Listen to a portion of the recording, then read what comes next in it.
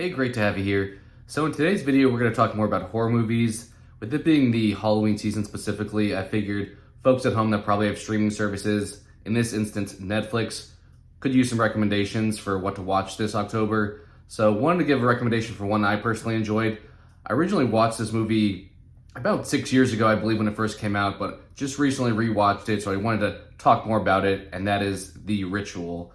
So this movie has a very interesting concept, and I kind of view it as somewhat of a combination of the Blair Witch Project and something like The Descent, where you have the aesthetic of the Blair Witch as far as the environment they're in, but more of a story or plot of The Descent. And before jumping into things, I don't intend to give too many spoilers here. I'm more so just going to talk about the movie as a whole, just because if you haven't seen it, I want to encourage you to take a look. If I get into spoiler territory, I'll let you know, but as I said, I'm going to try to avoid that as much as possible and just give my high-level thoughts on the film as a whole. So with that, I will talk about how it kind of kicks off and the onset of the plot, but from there, I won't get into too much detail. So we start off with a group of 5 friends, and these seem to be like British folks who are just kind of rummaging around in like the pub area, and they're just walking around.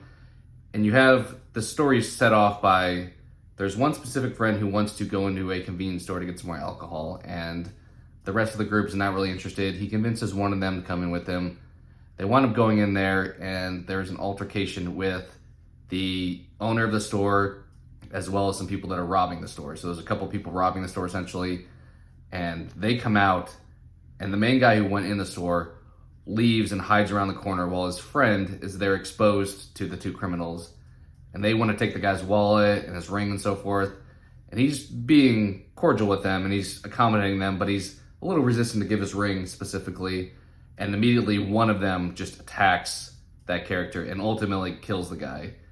And that really sets up the plot. So you're dealing with, there's a real sense of trauma that this film manages, and a lot of PTSD, I would say, is revolved around the film as a whole. So you have the friend who brought the other guy into the convenience store, now alive, with that guilt of, hey, my friend died likely because of me, and I just stood by as a bystander and did not do anything to help save his life, essentially. So we fast forward, I believe, 6 months, and while they were in the pub, the guy who passed away had specifically talked about wanting to go on a hike in the Sweden area.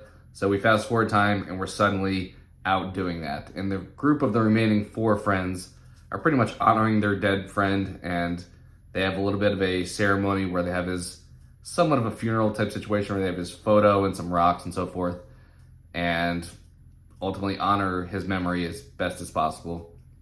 Subsequently, upon leaving, one of the friends rolls his ankle, or I think it may be his knee. I think he talks about his meniscus specifically, and he's ultimately injured. So immediately their thought is, hey, let's try to get home as fast as possible because you're now injured. This is going to be a struggle for you to be walking going forward. And here's maybe where things probably, if we're going to challenge anything in the film, I know a lot of times horror movies, you have to suspend your disbelief a little bit to say, okay, they're making a poor decision. This one's a little bit questionable because their point is, hey, we can shave off about half the time distance-wise if we cut straight through the forest instead of taking the regular path around. My immediate thought is, well, the path is somewhat of a paved route where you're clearly designated walking areas, so it's easier to travel on that. Whereas if you're going through the forest, there's a lot of terrain changes and a lot of just rocks and leaves and stuff that is going to be challenging to walk on. So while it may be a shorter distance, I'm thinking that may be more challenging to walk through, so I'm not sure you're actually going to get home faster, but we'll just accept that they choose to do that ultimately, and that's where things really go wrong for the group. So as I said, I won't jump into too much detail in the story from there because that's really the first 15 or so minutes that kicks off the main plot of the movie. But essentially they go into the forest and they encounter a lot of mysterious things that ultimately lead to a lot of struggles with the group. They start fighting amongst themselves, but also they're battling what's externally out there as well. So I will say there's a bit of a creature feature here. As I mentioned, there's a bit of a Blair Witch aspect of things, and you see a good amount of the trauma that they encounter. So I think a lot of times horror movies fall into the problems of, hey, they don't show you what's ultimately facing them. Like the Blair Witch is an example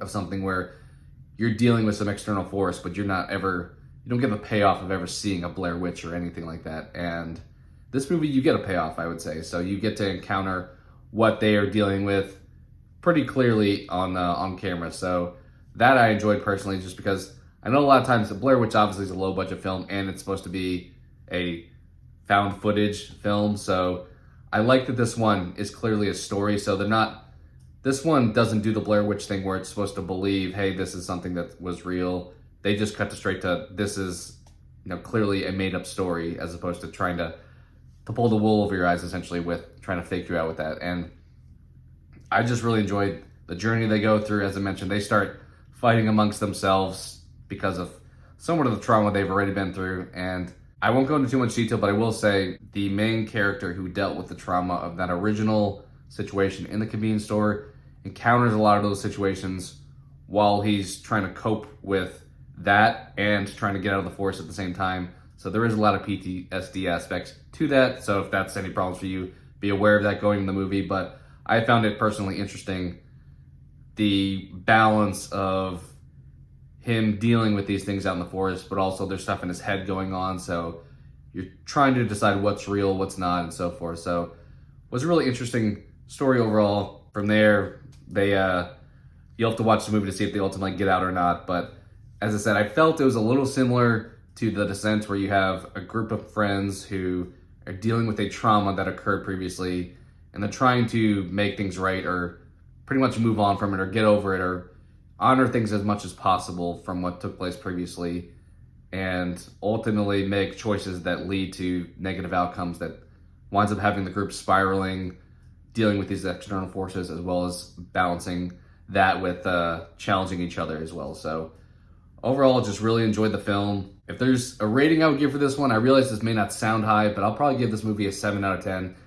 Realizing that I try to use the entire scale of 1 to 10. I feel like a lot of times 7's viewed as average, but I'm attempting to view 5 as the average, allowing more variety in scores. And typically that results in people thinking stuff's lower rated than it should be. But I think that allows, you can use 2s and 3s and 4s more often. Whereas if you keep 7 as the average, you can't use some of those lower scores as frequently. So I'll put this, as I said, as 7 out of 10. And we'd love to hear your guys' thoughts. Is there any horror movies that you personally really enjoy that's on Netflix or some other streaming services that you recommend for folks that are at home during the Halloween season? Love to see your feedback there. As I said, this, from what I've watched thus far, I haven't watched everything on Netflix, but this has been my favorite Netflix distributed movie. And I will clarify that there are horror movies on Netflix that are not distributed by Netflix, but they happen to be on there, that are probably better than The Ritual. I'm not gonna say this is all encompassing, but things that are Netflix properties specifically, where you see the little N on the thumbnail there, those specifically, this is the best horror movie I've seen.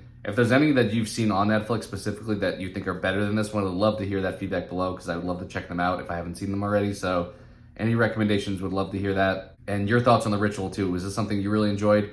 As I mentioned, I watched this originally like 6 years ago when it came out, and just rewatched it and still really got a lot of value out of it. So any thoughts on the movie, or any, as I said, recommendations for any other horror movies, would love to see that below. Appreciate you guys so much for watching, and hope to talk to you again soon.